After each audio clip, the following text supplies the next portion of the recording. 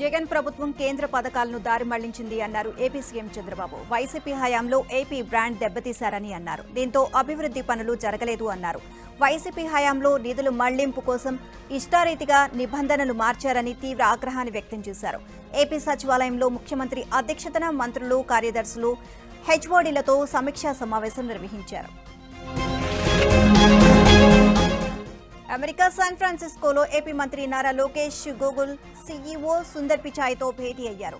విశాఖలో Google AI data centre పనుల పురోగతిపై సమీక్ష నిర్వహించారు. ప్రతి కుటుంబంలో ఏఐ ప్రొఫెషనల్ ఉండాలి అనేది చంద్రబాబు విజన్ అని అన్నారు. ఏపీలో గూగుల్ పెట్టుబడి ప్రారంభం మాత్రమేనని చెప్పారు. మార్చిలో గూగుల్ డేటా సెంటర్కు శంకుస్థాపన చేస్తామన్నారు. డ్రోన్ సిటీలో అసెంబ్లింగ్ యూనిట్ ఏర్పాటు చేయాలని లోకేష్ కోరారు. ఉస్మానియా యూనివర్సిటీని అంతర్జాతీయ ప్రమాణాలతో తీర్చిదిద్దుతాను అన్నారు సీఎం రేవంత్ రెడ్డి. అందుకే గుండెల నిండా అభిమానం నింపుకొని యూనివర్సిటీకి వచ్చానని అన్నారు. ఓయూ అభివృద్ధికి 1000 కోట్ల నిధులు ఇస్తున్నట్లు ప్రకటించారు.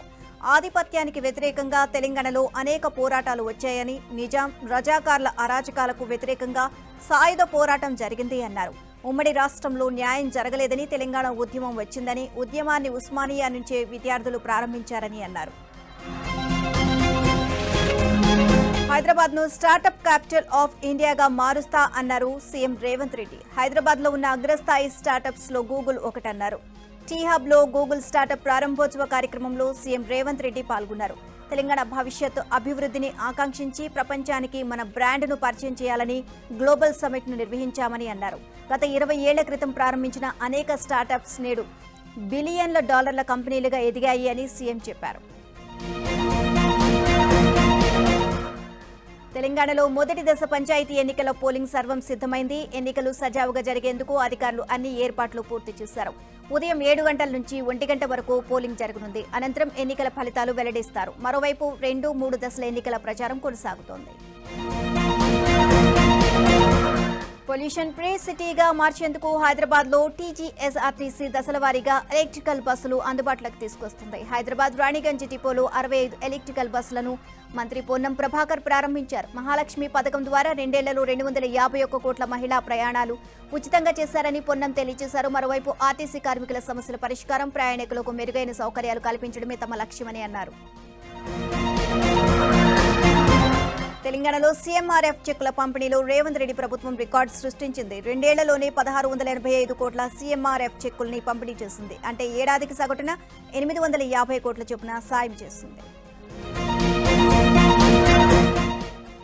అనంతపురం జిల్లా దిహిరేహాల్ మండలం ఓబులాపురం వివాదాస్పద మైనింగ్ గనులను సుప్రీంకోర్టు మాజీ న్యాయమూర్తి జస్టిస్ సుధాంశు ధూలియా పరిశీలించారు. ఆంధ్ర, కర్ణాటక సరిహద్దులోని ఓబులాపురం మైనింగ్ కంపెనీకి చెందిన 6 మైనింగ్ లీజుల సరిహద్దులను సుప్రీంకోర్టు కమిటీ బృందం క్షేత్రస్థాయిలో పరిశీలించింది. సర్వే ల్యాండ్ రికార్డ్స్, అటవీ, గనుల శాఖ అధికారులు సంయుక్తంగా దాదాపు 2 నెలల పాటు క్షేత్రస్థాయిలో పరిశీలించి గుర్తించిన మైనింగ్ లీజుల బౌండరీలను సుప్రీంకోర్టు కమిటీ బృందం పరిశీలించింది. ఏపీ రాజధాని అమరావతి ప్రాంతం తోళ్లూరు మండలంలో మంత్రి నారాయణ పర్యటించారు. వడ్డమానులు రైతులతో సమావేశంలో మంత్రి నారాయణ, ఎమ్మెల్యే తెనాలి శ్రావణ్ కుమార్ పాల్గొన్నారు. 2వ విడత వడ్డమానూరులో 1768 ఎకరాల ల్యాండ్ పూలింగ్ ను ఏపీ ప్రభుత్వం చేయనుంది. పల్నాడు జిల్లా పెదకూరపాడు ఎమ్మెల్యే భాష్యం ప్రవీణ్ చేపట్టిన ప్రజల వద్దకు ప్రవీణ్ కార్యక్రమం కొనసాగుతోంది. 100 రోజులు 100 గ్రామాల టార్గెట్ చేపట్టిన ఈ కార్యక్రమం 14వ రోజు క్రోసూరు మండలం అందుకూరులో కొనసాగింది. గ్రామంలో ప్రజా దర్బార్ ఏర్పాటు చేసి ప్రజల నుంచి నేరుగా ఎమ్మెల్యే అర్జీలను స్వీకరించారు. సమస్యల తక్షణమే పరిష్కారం చేసే దిశగా అధికార యంత్రాంగాన్ని అప్రమత్తం చేస్తున్నారు.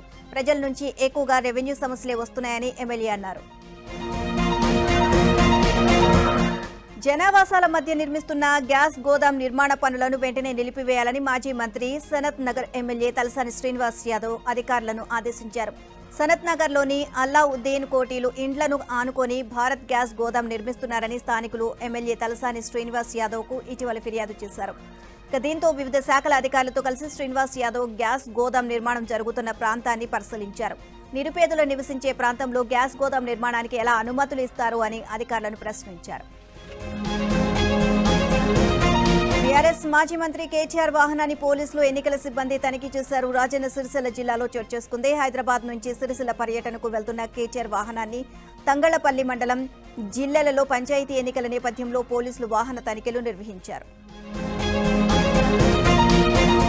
తెలంగాణ సీఎం రేవంత్ రెడ్డిని విమర్శిస్తూ తెలంగాణ జాగృతి అధ్యక్షురాలు ట్వీట్ చేశారు. కాంగ్రెస్ అధికారంలోకి వచ్చాక ఎన్ని నోటిఫికేషన్లు ఇచ్చారో, ఎన్ని ఉద్యోగాలు భర్తీ చేశారో చెప్పాలి అంటూ కవిత ప్రశ్నించారు.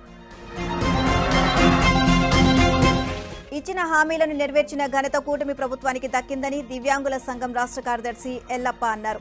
కర్నూలు జిల్లా కోడుమూరు పట్టణంలో దివ్యాంగుల ఆధ్వర్యంలో ముఖ్యమంత్రి చంద్రబాబు నాయుడు చిత్రపటానికి పాలాభిషేకం చేశారు.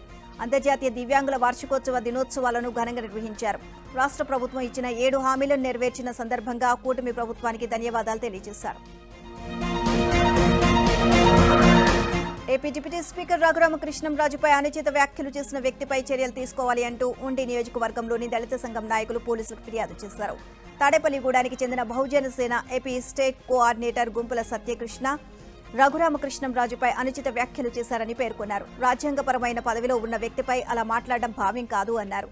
అనుచిత వ్యాఖ్యలు చేసిన కృష్ణపై చర్యలు తీసుకోవాలని వారు డిమాండ్ చేశారు. తమ సమస్యలు పరిష్కరించాల్సిన డిమాండ్ చేస్తూ గిరిజనులు ఏలూరు ఐటీడీఏ కార్యాలయం వద్ద నిరసన వ్యక్తం చేశారు. తమకు కేటాయించిన ఇళ్ల స్థలాల్లో ఇబ్బందులు ఉన్నాయని వినతిపత్రం ఇచ్చేందుకు వెళ్లగా గిరిజన మహిళలపై ఐటీడీఏ పీఓ రాములు నాయక్ తనను కలవొద్దు అంటూ కేకలు వేశారు. ఇక దీంతో అధికారి తీరుపై మహిళలు ఆగ్రహాన్ని వ్యక్తం చేశారు. తమ సమస్యలను తీర్చే అధికారే ఇలా మాట్లాడితే తాము ఎవరికి చెప్పుకోవాలి అని ఆవేదన వ్యక్తం చేశారు. ఐటీడీఏ ఎవరి కోసం పనిచేస్తుందని ప్రశ్నించారు. అన్నమయ్య జిల్లా మొలకల చెరువు నకిలీ మద్యం కేసులో నిందితుడు జయచంద్రారెడ్డి పిఏ రాజేష్ ను అరెస్ట్ చేశారు. నాయుడుపేటలో అరెస్ట్ చేసి తంబళ్లపల్లి కోర్టులో పోలీసులు హాజరుపరిచారు. రాజేష్ కు కోర్టు 14 రోజుల రిమాండ్ విధించగా మదనపల్లి సబ్ జైలుకు తరలించారు. ఇప్పటి వరకు మొత్తం 23 మందిపై కేసు నమోదు చేశారు ఎక్సైజ్ పోలీసులు. హైదరాబాద్ లో మరో కన్సల్టెన్సీ చేతులెత్తేసింది. జర్మనీలో నర్సింగ్ జాబ్స్ ఇప్పిస్తాము అంటూ వీసా విజన్ కన్సల్టెన్సీ బాధితుల దగ్గర ₹1 కోటి వసూలు చేసింది. ఇక తమ డబ్బులు తిరిగి అడిగితే బెదిరిస్తున్నారని బాధితులు ఆరోపిస్తున్నారు. తమకు న్యాయం చేయాలని డిమాండ్ చేస్తున్నారు. ములుగు జిల్లా వాజేడు మండలంలోని పేరూరుపేట గ్రామంలోని అంగన్వాడీ సెంటర్ దయనీయ స్థితిలో ఉంది. గత 12 సంవత్సరాలుగా పాడుబడ్డ పెంకుటి ఇంట్లోనే అంగన్వాడీ కేంద్రాన్ని కొనసాగిస్తున్నారు. కొత్త బిల్డింగ్ కోసం పలుమార్లు అధికారులకు విన్నవించుకున్నా పట్టించుకోవడం లేదు అని అంగన్వాడీ టీచర్ ఆవేదన వ్యక్తం చేశారు. శిథిలావస్థలో ఉన్న ఇంట్లో పిల్లలకి ఎలాంటి ప్రమాదం జరుగుతుందోనని భయంగా కొనసాగిస్తున్నామని ఆవేదన వ్యక్తం చేశారు. విశాఖలో ఆర్టీసీ కాంప్లెక్స్ గాంధీ విగ్రహం వద్ద జీవీఎంసీ కాంట్రాక్టర్స్ వెల్ఫేర్ అసోసియేషన్ ఆధ్వర్యంలో ధర్నా చేపట్టారు. 13 నెలలుగా పెండింగ్ లో ఉన్న బిల్లులు చెల్లించాలని ప్లగార్డులు ప్రదర్శిస్తూ నినాదాలు చేశారు. తమ సమస్యల పరిష్కారానికి ఎంతో మంది ప్రజాప్రతినిధులను కలిసినా ప్రయోజనం లేకుండా పోయిందని కాంట్రాక్టర్స్ వెల్ఫేర్ అసోసియేషన్ గౌరవ అధ్యక్షులు వెంకటారావు అన్నారు. ఇక మేయర్ కి జీవీఎంసీ కమిషనర్ దృష్టికి తమ సమస్యలు తీసుకువెళ్లిన ఫలితం లేదని ఆవేదన వ్యక్తం చేశారు. గుంటూరు కార్పొరేషన్ అధికారులు ఎమ్మెల్యే మాధవి మధ్య కోల్డ్ వార్ కొనసాగుతూనే ఉంది. గత కొంతకాలంగా కార్పొరేషన్ అధికారుల తీరుపై ఆగ్రహంగా ఉన్న మాధవి మరోసారి అసహనాన్ని వ్యక్తం చేశారు. ఇక సహించేది లేదని అమీతుమి అధిష్టానం వద్ద పంచాయతీ పెడతానని ధ్వజమెత్తారు. గద్వాల్ జిల్లా ఉప్పల్లో సర్పంచ్ ఎన్నికల ప్రచారం జోరుగా జరుగుతోంది. ఉప్పల క్యాంప్ గ్రామంలో సర్పంచ్ అభ్యర్థి ఉగాని బజ్జీలు ఇడ్లీ పార్సల్స్ పంచి ఓటర్లను ఆకట్టుకునేందుకు ప్రయత్నించింది. మరోవైపు మేము సైతం యువత ట్రస్టుకు చెందిన సర్పంచ్ అభ్యర్థికి ఫుట్బాల్ గుర్తును కేటాయించడంతో ఏకంగా వాటినే గ్రామస్తులకు పంచి ప్రచారం చేశారు. జగిత్యాల జిల్లా మల్యాలలో ఓ సాఫ్ట్వేర్ ఉద్యోగిని సర్పంచ్ రేసులో నిలిచారు. మాలతి అనే మహిళ సాఫ్ట్వేర్ ఉద్యోగం చేస్తూ సంతృప్తి చెందక స్వగ్రామానికి సేవ చేయాలనే ఆశయంతో సర్పంచ్ ఎన్నికల బరిలోకి దిగారు. పుట్టినిల్లు మెటినిల్లు 2 మల్యాల అని సర్పంచ్గా గెలిపిస్తే గ్రామాన్ని అభివృద్ధి చేస్తాను అని హామీ ఇచ్చారు.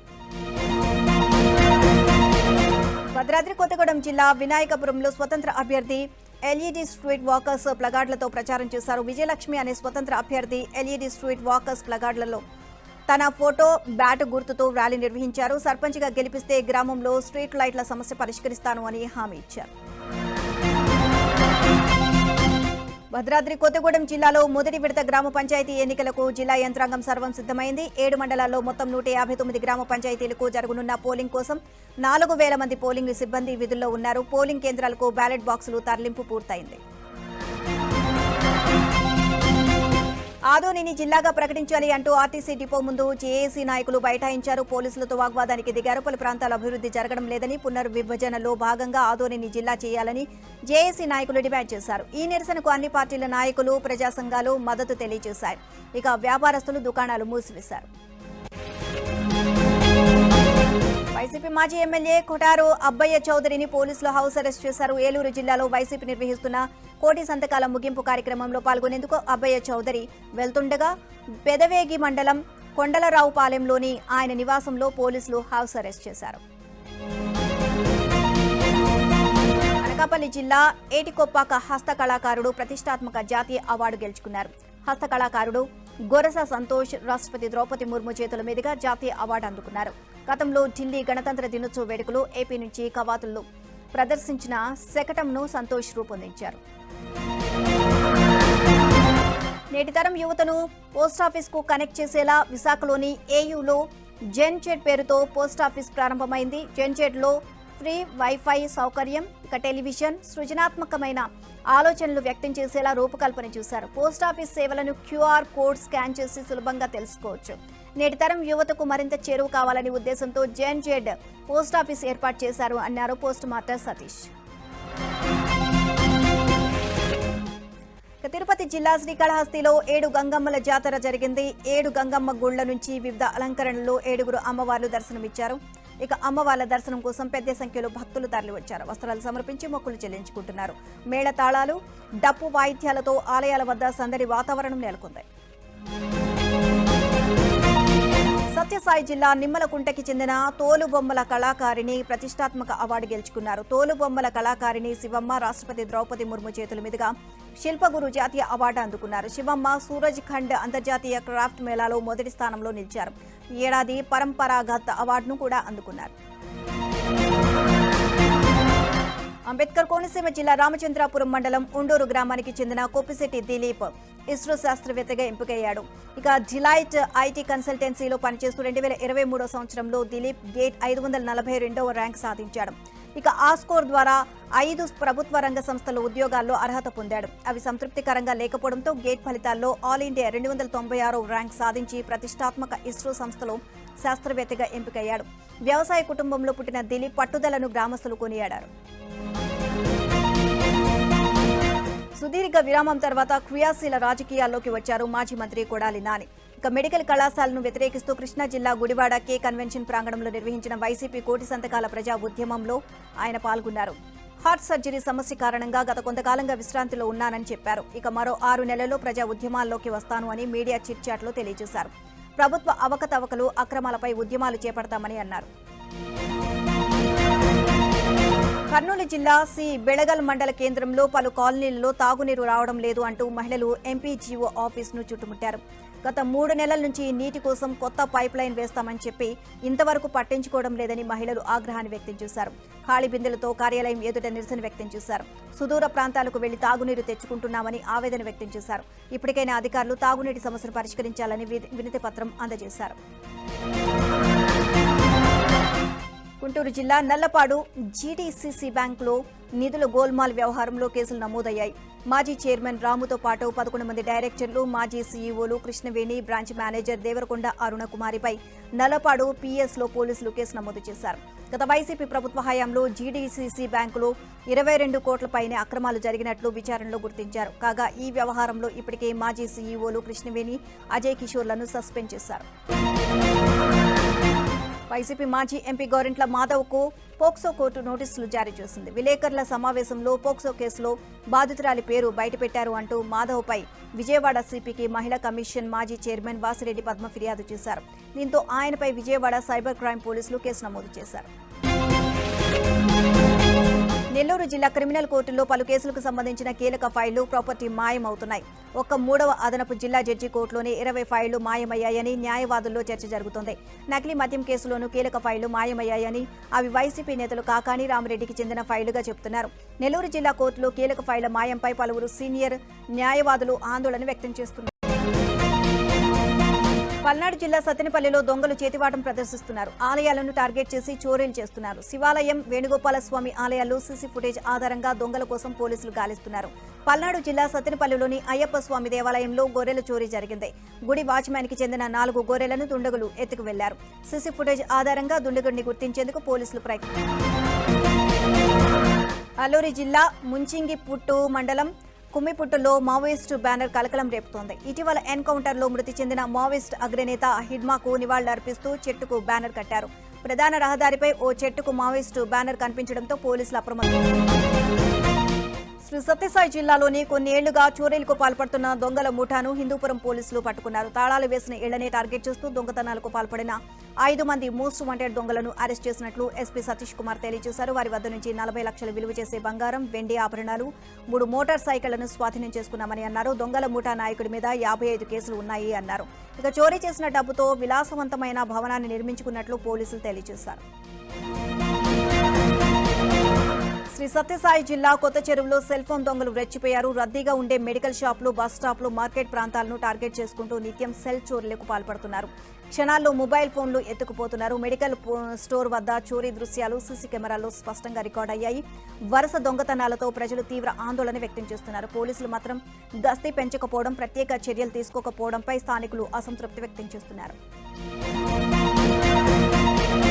అనకాపల్లి జిల్లా ఎస్పీ కార్యాలయంలో మొబైల్ రికవరీ మేళా నిర్వహించారు. 11వ విడతలో రికవరీ చేసిన 1,50,00,000 విలువ గల 750 మొబైల్ ఫోన్లను బాధితులకు అందజేశారు. అనకాపల్లి జిల్లా పరిధిలో 11 విడతల్లో 6,77,00,000 విలువ చేసి 4,086 సెల్ ఫోన్లు రికవరీ చేసి బాధితులకు అందజేసినట్లు అనకాపల్లి జిల్లా ఎస్పీ తోహీన్ సిన్హా తెలియజేశారు. రికవరీ చేసిన ఐటీ కోర్ సిబ్బందిని ఎస్పీ అభినందించారు. క్లెయిమ్ చేయని ఆస్తుల గురించి ప్రధాని మోదీ ఓ పోస్ట్ పెట్టారు. మీ డబ్బు మీ హక్కు అంటూ కామెంట్ చేశారు. మర్చిపోయిన క్లెయిమ్ చేయని నగదును దక్కించుకునేందుకు ఇది మంచి అవకాశమని మోదీ పేర్కొన్నారు. భారతీయ బ్యాంకుల్లో 78,000 కోట్లు, ఇన్సూరెన్స్ కంపెనీల్లో 14,000 కోట్లు, మ్యూచువల్ ఫండ్ కంపెనీలో 3,000 కోట్లు, డివిడెండ్లు 9,000 కోట్ల వరకు క్లెయిమ్ చేయకుండా ఉన్నాయి అని ప్రధాని తెలియజేశారు. ఇటువంటి ఆస్తుల గురించి తెలుసుకునేందుకు అవసరమైన వెబ్సైట్ల వివరాలను పంచుకున్నారు. కేంద్ర సమాచార కమిషన్, కేంద్ర విజిలెన్స్ కమిషన్ లాంటి కీలకమైన సెంట్రల్ ప్యానెల్స్ చీఫ్ల ఎంపికలో కాంగ్రెస్ అగ్రనేత రాహుల్ గాంధీ ప్రధాని మోదీని విభేదించారు. ప్రధాని మోదీ, హోంమంత్రి అమిత్ షాతో జరిగిన అత్యున్నత స్థాయి సమావేశంలో లోక్సభలో ప్రతిపక్ష నేత రాహుల్ గాంధీ పాల్గొన్నారు. సమావేశం అనంతరం ప్రభుత్వం ప్రతిపాదించిన పేర్లను విభేదిస్తున్నట్లు రాహుల్ గాంధీ లిఖితపూర్వక అసమ్మతి నోట్ను అందజేశారు.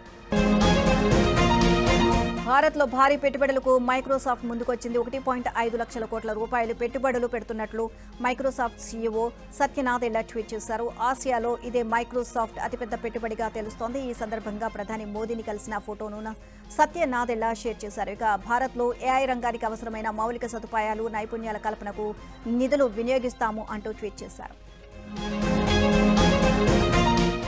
భారతదేశపు వెలుగుల పండుగ దీపావళి అరుదైన ఘనత సాధించింది. దీపావళి పండుగకి యునెస్కో గుర్తింపు లభించింది. సంపూర్ణ సాంస్కృతిక వారసత్వ మానవాళి జాబితాలో దీపావళి పండుగ చేరింది. భారతదేశంలో అత్యంత ఆనందోత్సాహాలలో అత్యధిక ప్రజలు జరుపుకునే పండుగలలో దీపావళి ప్రముఖమైనది కాగా యునెస్కో జాబితాలో దీపావళి చేరడంతో ఆనందోత్సాహాలు వెల్లివిరుస్తాయి.